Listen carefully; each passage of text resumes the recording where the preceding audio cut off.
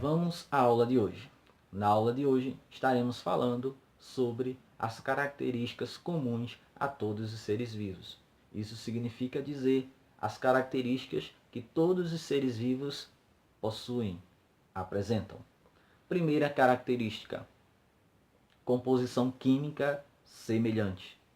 A composição química que forma o meu corpo é semelhante à composição química que forma o corpo de uma planta, o corpo de um elefante, o corpo de um fungo, o corpo de uma bactéria.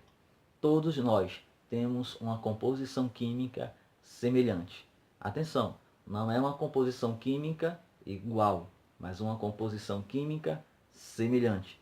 Significa dizer que as mesmas substâncias encontradas no meu corpo são as mesmas substâncias encontradas no corpo de outros seres vivos. Por isso que se diz, todos os seres vivos apresentam composição química semelhante.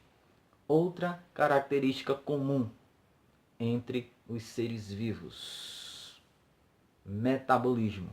Pois é, no meu corpo acontecem processos aonde são sintetizadas, aonde são produzidas substâncias para que haja o meu crescimento, para que haja a manutenção das células que eu perco, das partes do meu corpo que eu perco.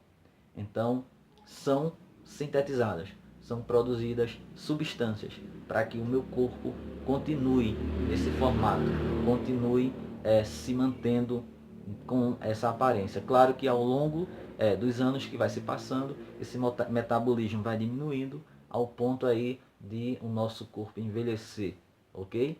Também, ao mesmo tempo que substâncias são produzidas no nosso corpo, outras substâncias são degradadas, significa dizer quebradas, tá certo, no nosso corpo, para que se tenha obtenção de energia. Por exemplo, existe uma molécula chamada glicose no nosso sangue, que ao entrar dentro da célula, na presença do oxigênio, ela degrada-se, ela quebra-se, e desse processo é liberado energia. Então, no nosso corpo está, nesse exato momento, sendo sintetizada proteínas, sintetizada outras substâncias também, e ao mesmo tempo algumas substâncias estão sendo degradadas, estão sendo quebradas, para que se tenha, por exemplo, obtenção de energia.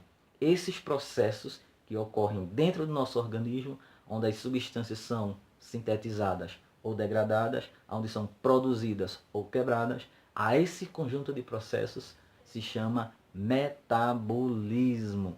Quando a substância está sendo quebrada, se diz catabolismo. Quando a substância está sendo formada, se diz anabolismo. Outra característica importante, comum a todos os seres vivos, é a organização celular. Todos os seres vivos possuem o seu corpo organizado em células, em pequenas partes vivas, ok? Então, todo ser vivo é formado pelo menos por uma única célula. Aí vão existir seres vivos formados por uma única célula e seres vivos formados por mais de uma célula. Os organismos formados por uma única célula, a gente chama eles de unicelulares, porque são formados por uma única célula. Por isso o nome unicelulares. Os seres vivos formados por mais de umas células, até mesmo 30 trilhões de células, como é o nosso caso, ok? Um adulto possui, constituindo seu corpo, uma quantidade superior a 37 trilhões de células. Imagina um elefante, uma baleia gigante. Quanto de células constituindo o corpo dela não existe. Então, por isso, por essa quantidade de células que existe, né, em outros seres vivos de grande porte, se diz que esses seres vivos são pluricelulares. Um peixe, por exemplo, é pluricelular, porque ele é formado por milhões de células. Uma bactéria é um exemplo de ser unicelular, porque o corpo dela é formado por uma única célula. O próprio corpo dela é uma célula. Então, a outra característica aqui comentada, já falei sobre